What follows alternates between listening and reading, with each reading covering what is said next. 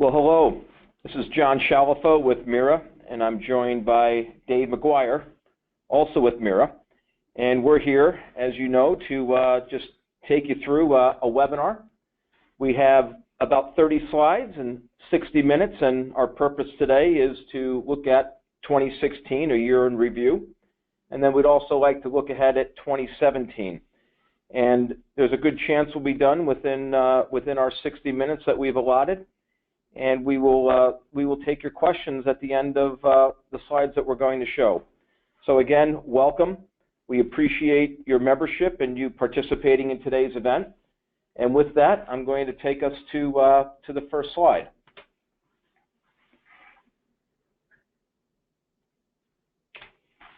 As we begin our council meetings, for those of you that are familiar with that, we'd like to start with an antitrust policy.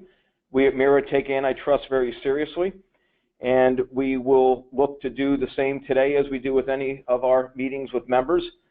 There may be competitors on the call, and we are going to use good business practices. We're going to keep our conversations more general, and we're going to stay away from the likes of specific pricing, the dividing of markets, etc. So with that said, if you have any additional questions about the policy itself, it's available from us at MERA, and we will continue.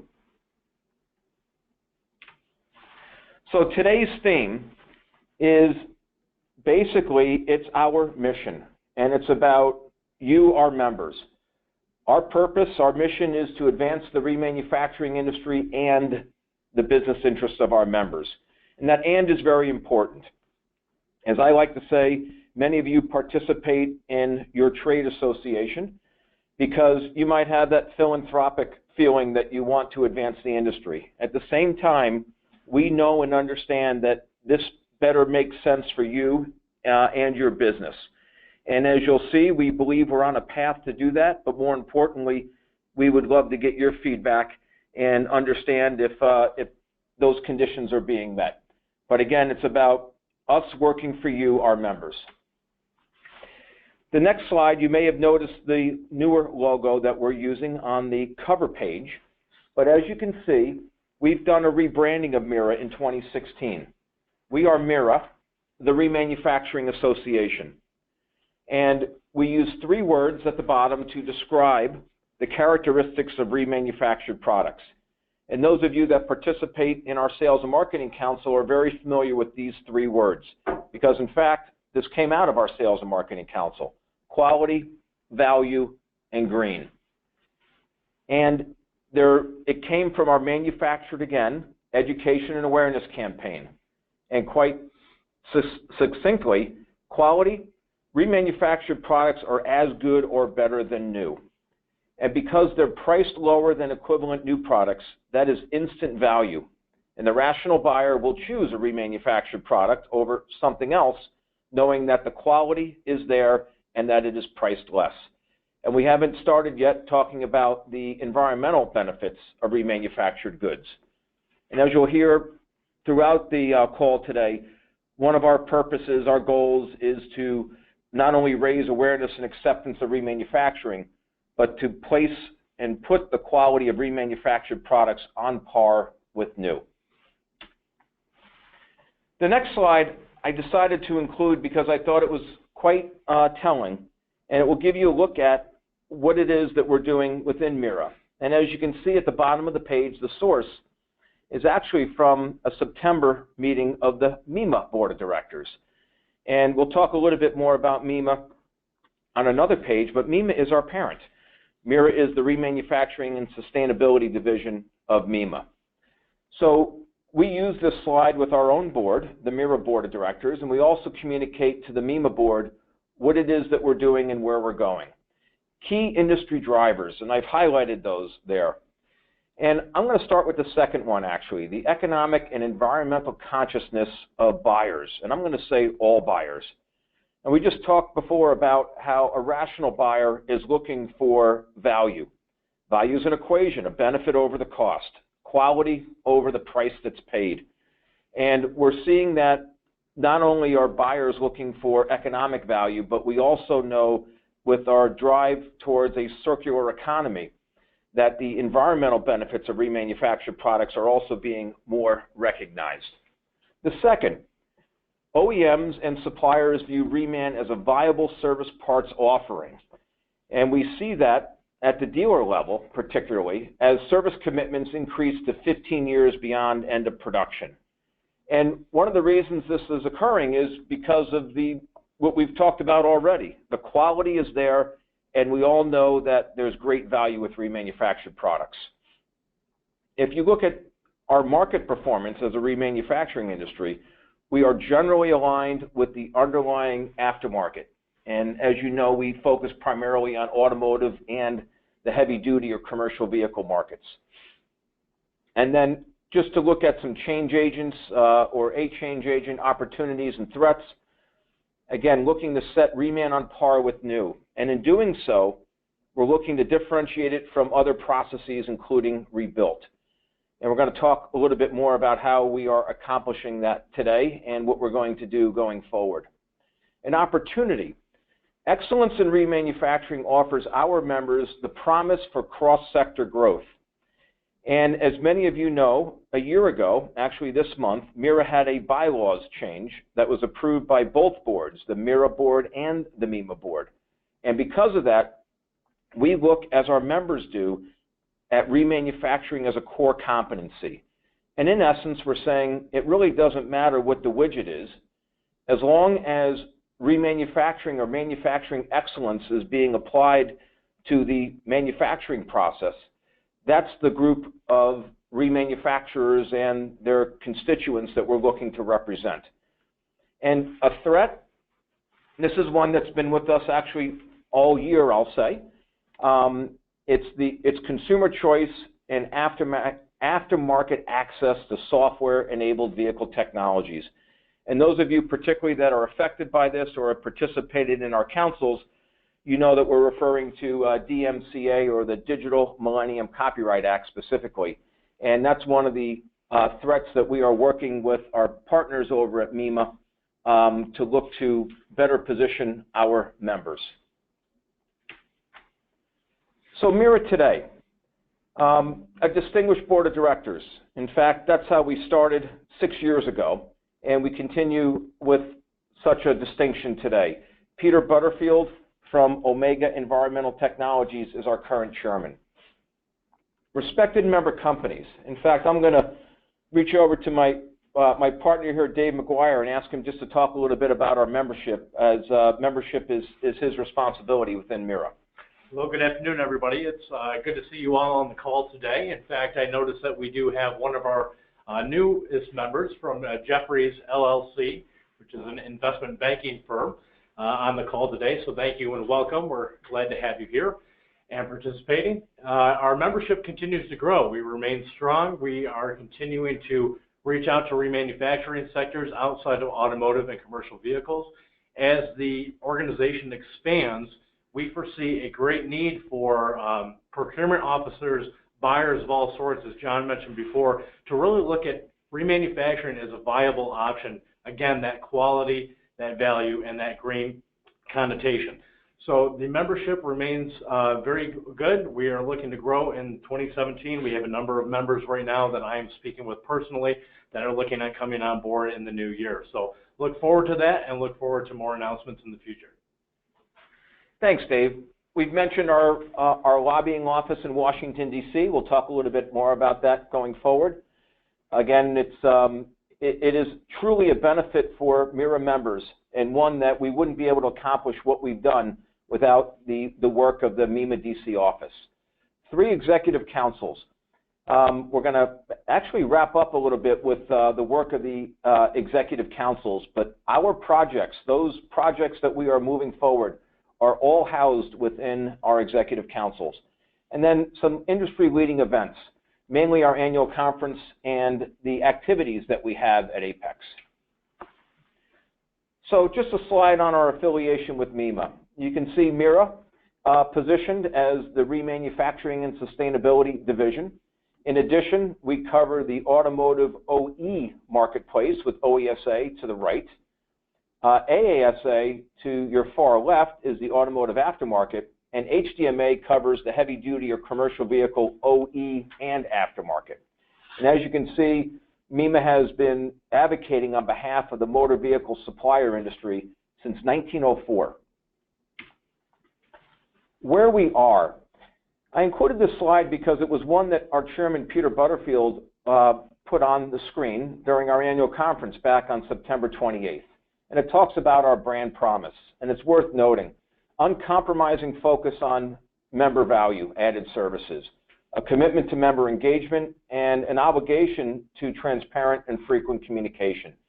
And basically, and we think you'll agree, those activities that we've been focused on, particularly in 2016, we believe are aligned with this brand promise. So let's take a look. And actually, we're going to start back a couple years ago, because there was a key ruling from the U.S. Federal Trade Commission, actually a ruling that came out of a request of MERA. And the U.S. FTC made what they called a significant ruling when they differentiated reman from rebuilt, and basically said you cannot call a product remanufactured unless it's been rebuilt in a factory setting. And that's going to be a theme of a lot of the things that we're going to talk about. Remanufacturing is manufacturing, and it's done in a factory setting. The second, just over a year ago, as many of you know, we worked with members of Congress and our MEMA DC office and some of our own members, like Cardone Industries, to see the passage of what we call remanufacturing legislation, the Federal Vehicle Repair Cost Savings Act. It was signed by President Obama last October, and it requires federal agencies to encourage the use of remanufactured parts when servicing the federal civilian vehicle fleet.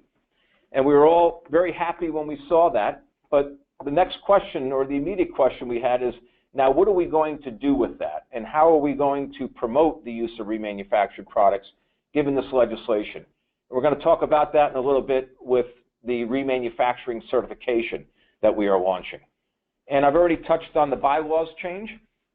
As you know, our membership is now open across industry, and we believe that that is going to be a benefit for all of our members, current and future members alike.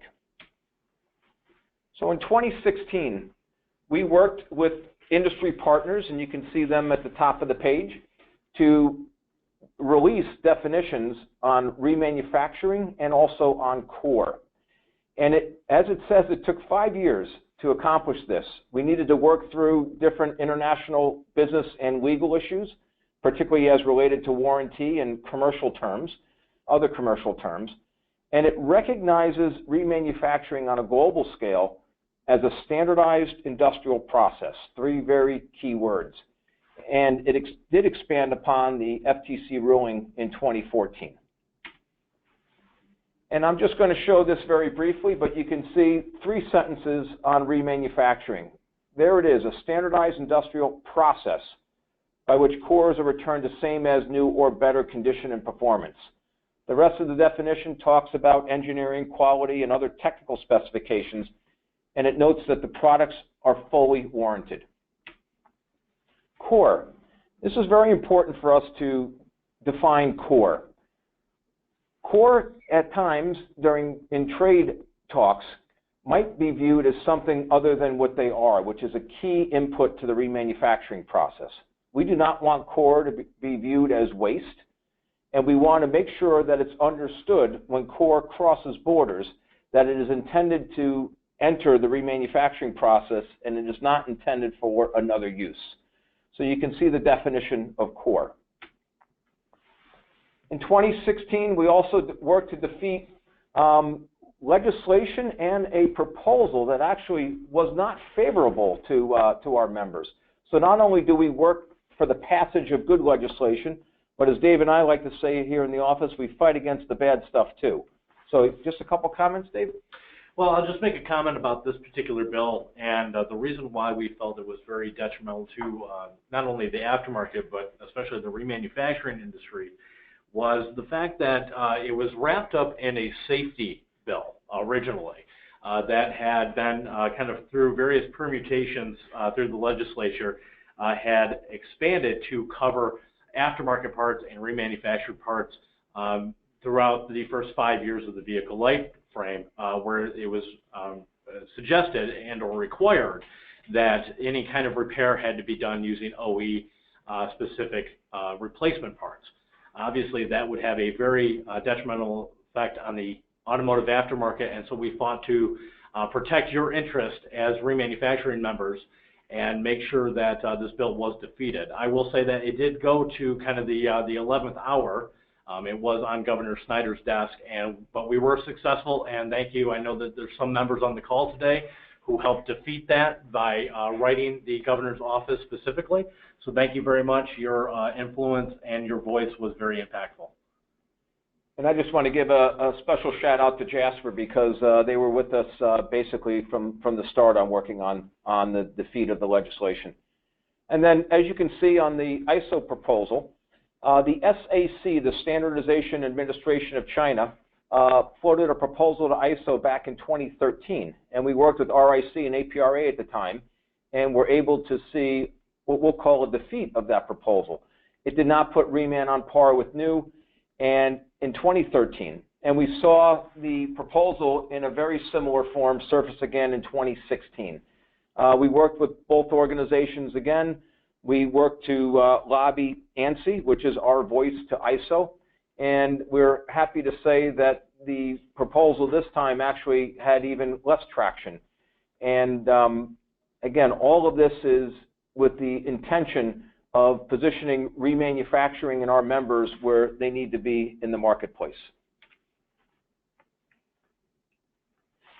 In 2016, actually just earlier this month, there was a meeting that I attended with U.S. Commerce and delegates from Ecuador, Colombia, and Mexico.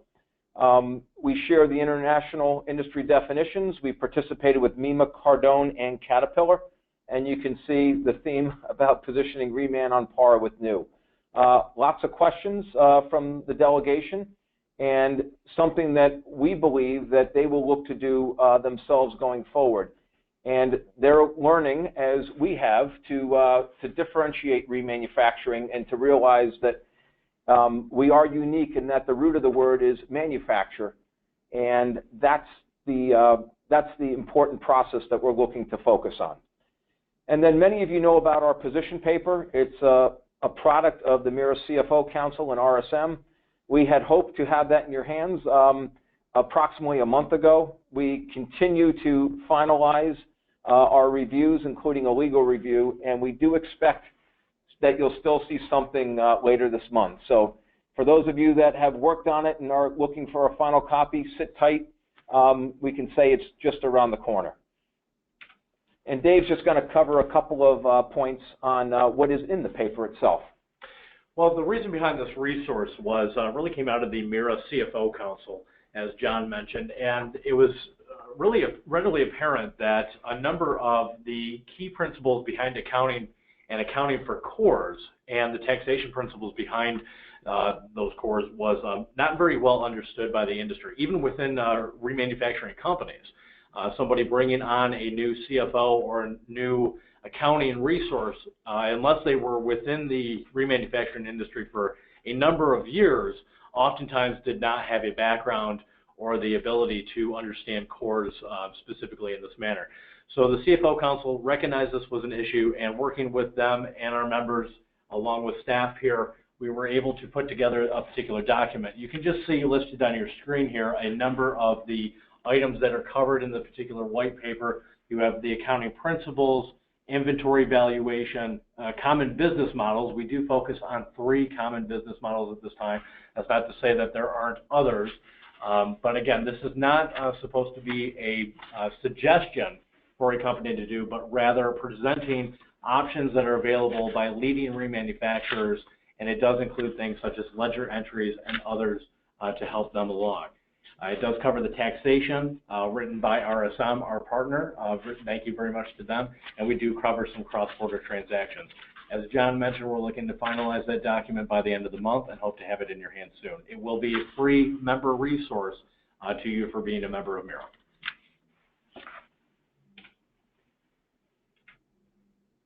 Okay, moving on. Just to talk about some of our industry-leading events and just a recap of last year. We held our remanufacturing industry reception at HDAW. We do this in cooperation with HDMA. We will continue this event. It is planned for January 22nd this year, and it is available at no charge for MERA members, so please register if you will be at HDAW. And Bendix CVS is our key partner, and we'd like to thank them for their continued support. Each year we have a MEMA Legislative Summit, and this past year we also had a ride and drive that took place. And if you have not participated in the summit, it is a great opportunity. It's a fly-in.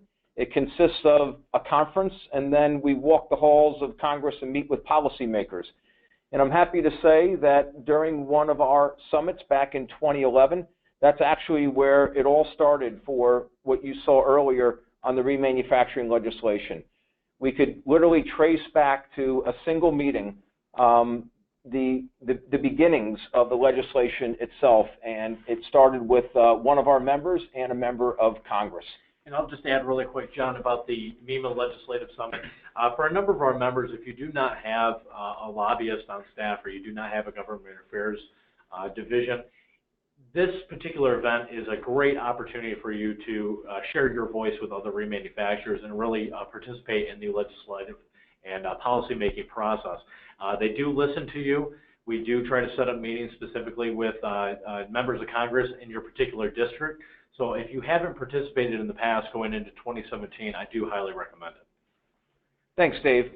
And then the third one is the MERA Joint Council meeting, and we list it under an event. It's actually one of our council meetings, but as the name implies, we bring all three councils together, sales and marketing, CFO, and CEO. And we look to make it an event where we like to say insight and networking you can't find anywhere else. It included a tour of ETE Reman this year in Milwaukee, and then the meeting moved to Chicago at RSM. We had a full-day conference, and we took in a ball game at Wrigley Field this year and saw the Cubs play the Cardinals. We're going to do something again like this in 2017. Stay tuned, and we'll keep you informed on date and location. Our annual conference, also falling under what we like to say in that brand promise of insight and networking.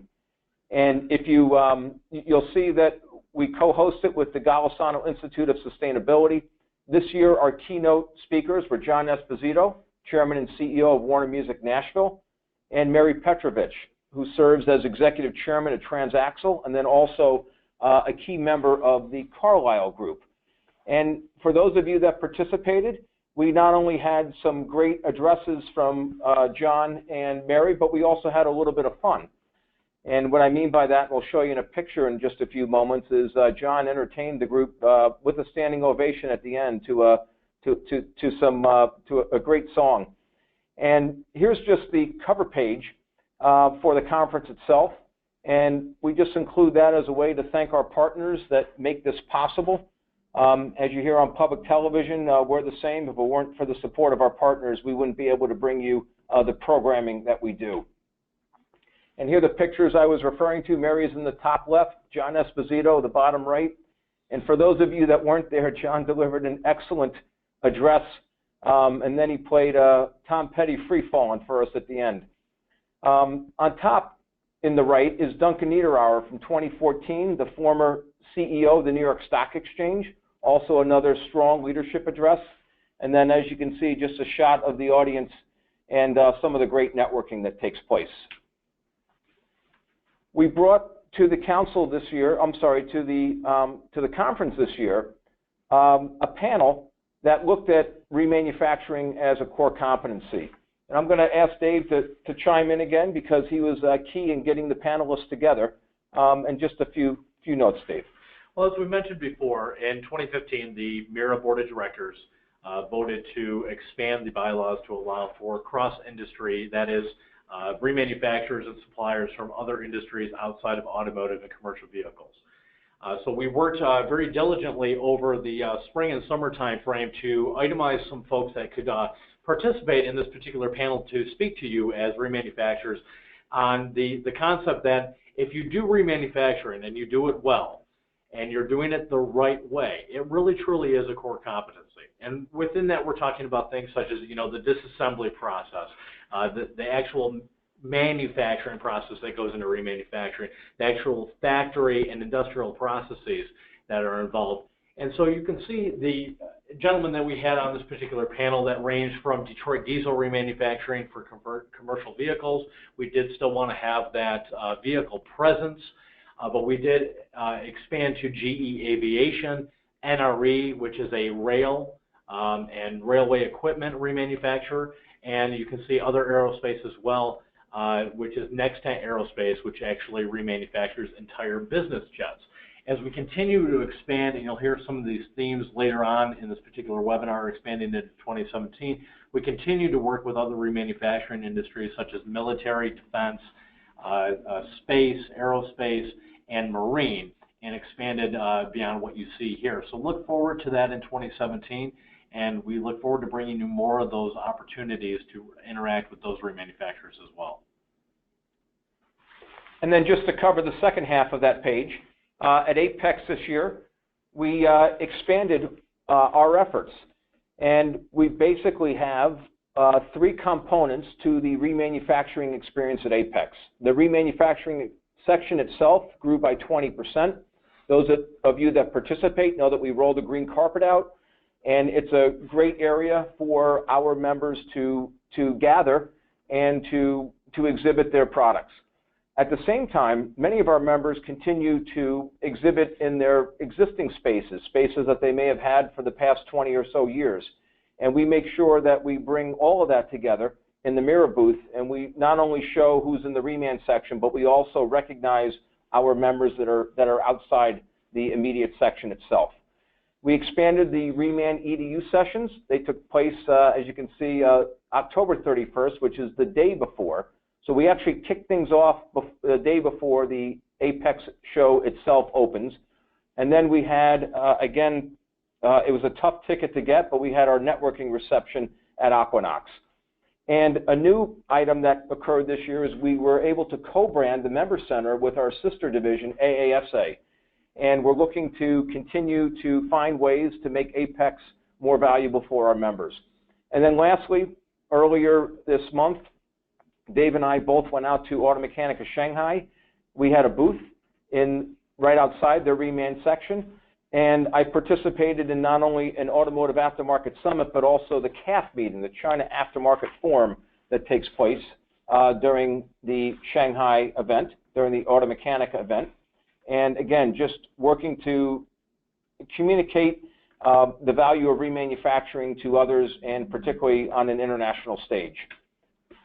And just looking ahead to 2017, I'm going to just ask Dave to take us through a couple of points here, and we're going to look to wrap things up soon.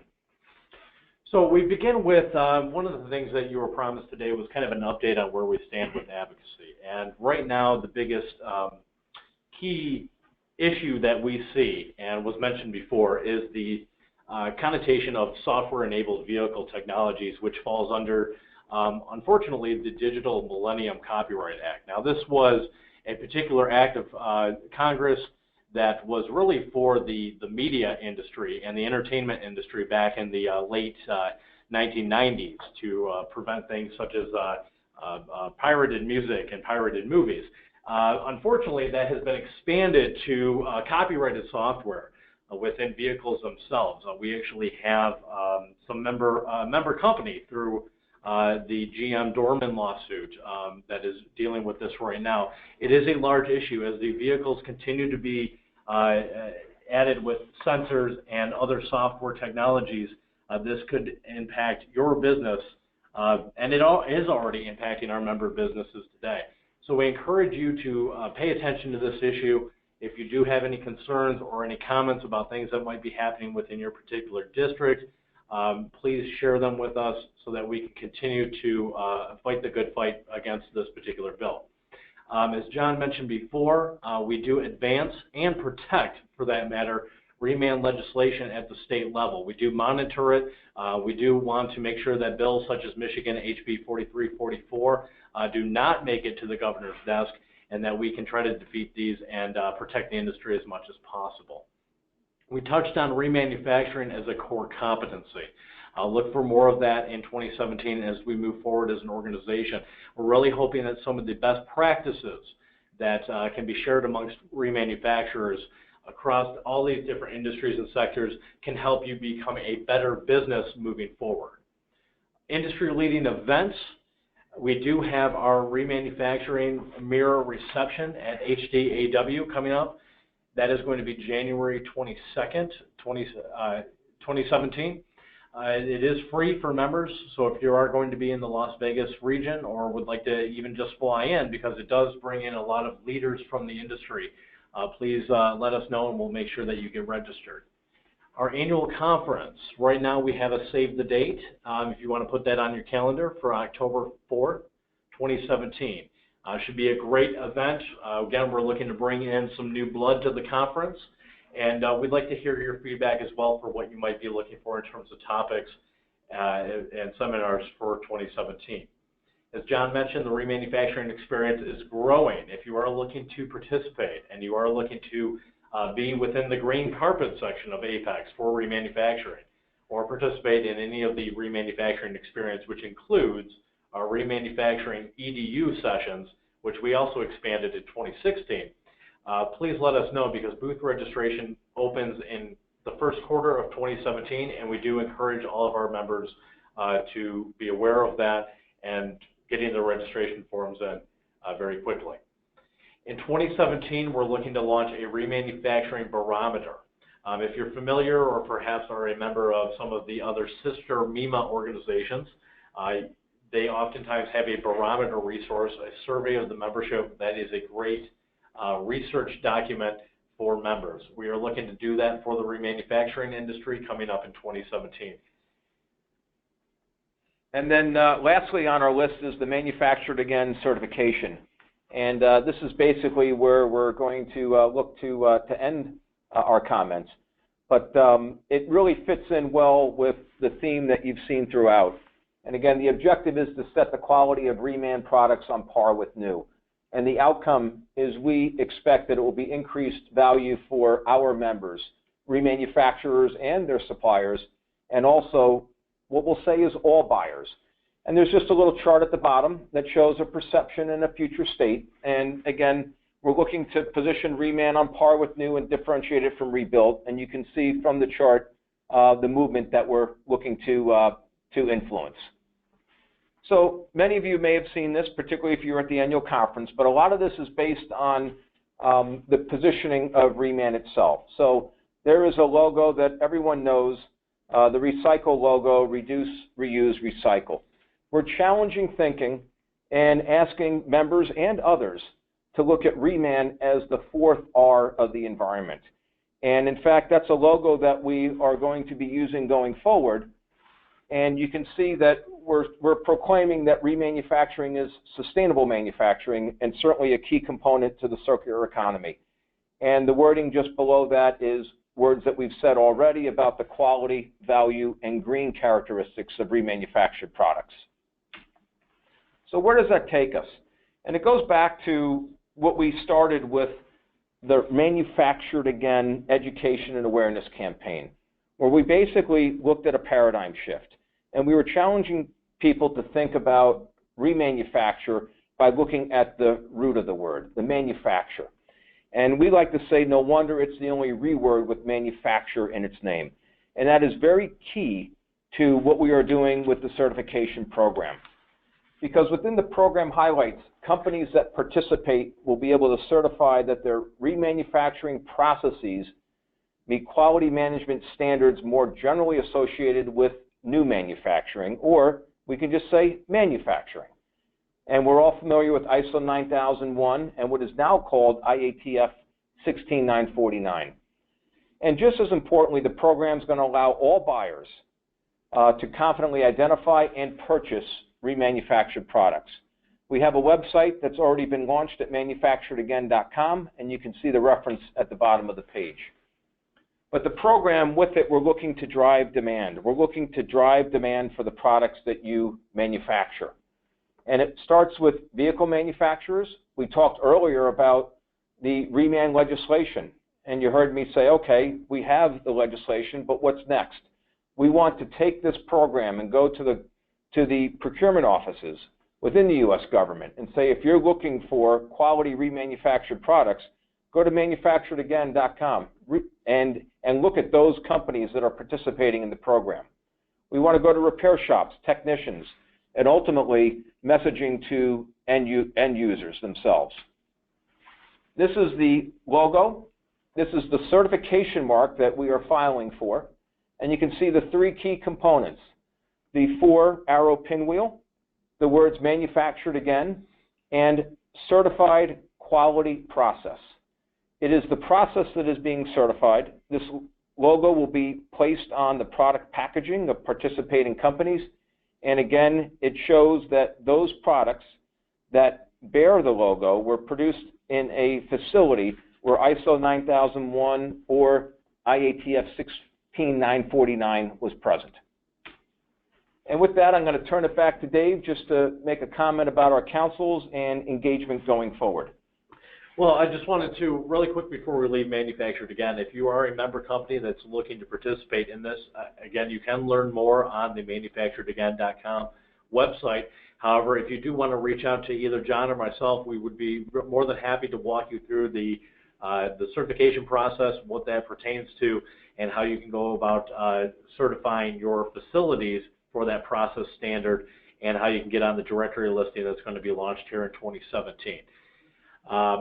So in 2017 here, we are looking to expand our MERA councils. Most of what you've seen on the call today and heard on the call today in relation to what we've achieved, what we're looking to achieve, comes out of our MERA councils. You'll see the three that we have here. We have a CEO council, a CFO council, and a sales and marketing council. All of these councils have been integral to the success of MERA and also for, I would argue, for advancing remanufacturing. CEO that oftentimes focuses on our advocacy and lobbying efforts to influence members of Congress and to get favorable legislation, including the 2015 Vehicle Repair Act. The CFO Council, again, very integral to the success of the core accounting white paper that we discussed earlier. And our Sales and Marketing Council, really the Manufactured Again program grew out of the comments and the wherewithal of that council to understand that there was nothing to really bring remanufacturing together under one umbrella brand, which is what we're looking to achieve. So moving forward, if you are not currently participating in a MERA council, it is for a nominal fee. We do 3 events throughout the year, and we do include the annual conference as an additional event. So technically there's 4 events that we do for each council throughout the year. We do bring all the councils together, as was shown earlier, for a joint council event once a year. And this year we're looking to, no promises, but we're looking to go perhaps off-site to some other cross-industry members, perhaps GE Aviation or Nextech Aerospace or maybe NRE, to really introduce our remanufacturing companies to a new experience. So again, I do highly encourage you to get involved. You can speak to myself. I'd be more than happy to get you involved with one of the councils so that you can help engage with the community and also drive the industry forward. And with that, we'd like to certainly say thank you for your time and support. And before we close, Dave, do you want to just make a few comments about how a member can ask a question? Sure. We are going to open the floor to questions at this time. We're going to do something a little bit different here. I would ask that everybody put their phones on mute here, if you would. We're actually going to open up the lines to general questions so that you can speak directly on the call. So if everybody can do that at this time, we'll go ahead and unmute the mics. And if you do have a question, just feel free to speak up, and we'll be more than happy to answer that. After, obviously, you unmute the mics.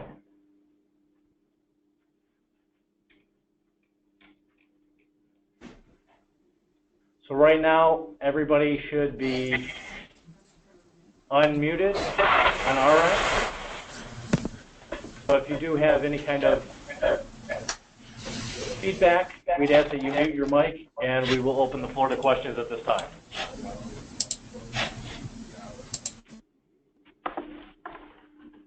So who would like to go first?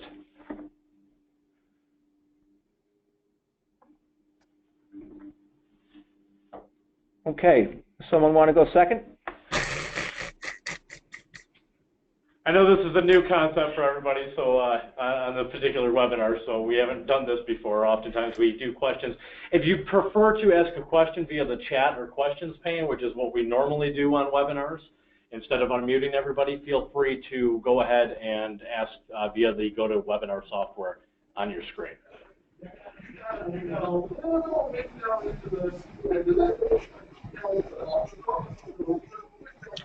Is Yogi still with us? Yogi. Oh, shit. Yogi, any comments as one of our newest members? Hey guys, can you hear me?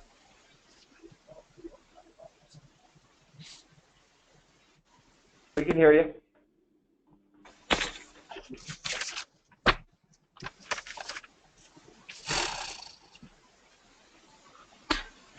No, sorry. This is Yogi Punjabi from Jefferies. No real comments. Appreciate the presentation. Was certainly very helpful. You know, we're certainly happy to join be the newest members here and join MERA, and you know, we've attended kind of a handful of conferences, I guess, as non-members over the past year, and done a few kind of speaking events as well.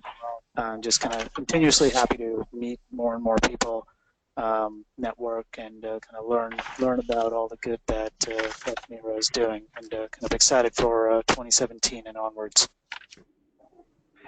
Thanks, Yogi, and I just want to say thanks for your participation, particularly in the second half of this past year.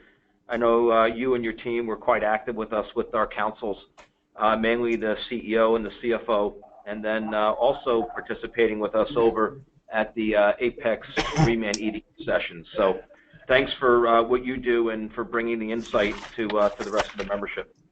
Yes, of course. It's been a pleasure. Any other questions before we close out 2016? I see Scott Miller's on, and just a comment maybe to you, Scott. I just wanted to say thanks, and it's a thanks to everyone on the phone, and I'm obviously trying to just to keep this call alive for a little bit longer. My experience is that questions do come after you prime the pump, but I wanted to say, Scott, thanks to you and your team. I know Al Wilkie has played a very key role in the launch of our position paper with the CFO Council, and from my perspective, his support of the organization does not go unnoticed. So thanks, Scott, for what you and your team do for advancing MERA 2. You're welcome, John. We'll continue to. I said you're welcome, and we'll continue to support. We do have one question here that comes from D&V Electronics. The question is regarding the international industry definition. How have these definitions been accepted elsewhere in the world? Well, if we go back to the 6 organizations that are behind the definition, 2 of them are based in the United States, MERA and APRA.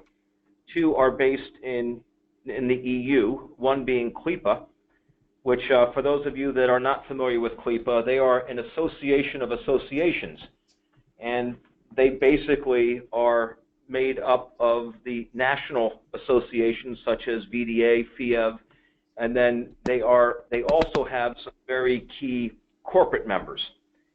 And the other association, the EU, is FIRM, and they are an association for engine remanufacturers. And then the 5 and 6 are, one is a group from Brazil, and the other is in China. So we believe right now, and by the way, we called it international, not global, because it isn't international and hasn't gone across the world, if you would. There are other organizations and countries that we would like to have participate. But it certainly is a major step forward. And actually, one item that we did not talk about today was the U.S. International Trade Commission. We talked about the Federal Trade Commission, but the ITC issued their first ever report on remanufacturing back in 2012. And one of the impediments that they recognized in their findings to future growth for the industry was the lack of an industry definition. And we, as I like to say, we heard them loud and clear, and it took some time, but we now have a definition that we believe can be useful to others, and our intention is to continue to get the word out.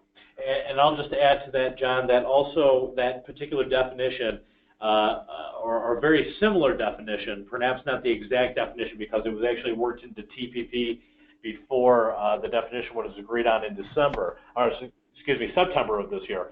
But very similar language was in TPP. Now, I know trade agreements right now in the current atmosphere may particularly be dead, but it is through definitions such as this that once we get them into trade goals and ideals and agreements, can really make the difference to leveling the playing field for things such as cores and remanufacturing throughout countries. And just to expand on what Dave said, that language, very similar form, is the definition that the U.S. government used in what we call the remand legislation, or the Federal Vehicle Repair Cost Savings Act, which was signed by President Obama. So the wording in the definition is certainly spreading. And thanks for the question. We certainly look to expand it further. Any other questions at this time? Okay, I don't see any more on the screen, so I think it's just time for us to say thanks to everyone for participating, and we look forward to any feedback that you might have. Dave and I are always available via email or phone. We will have a member survey that goes out in January, and just wanted to make aware of that.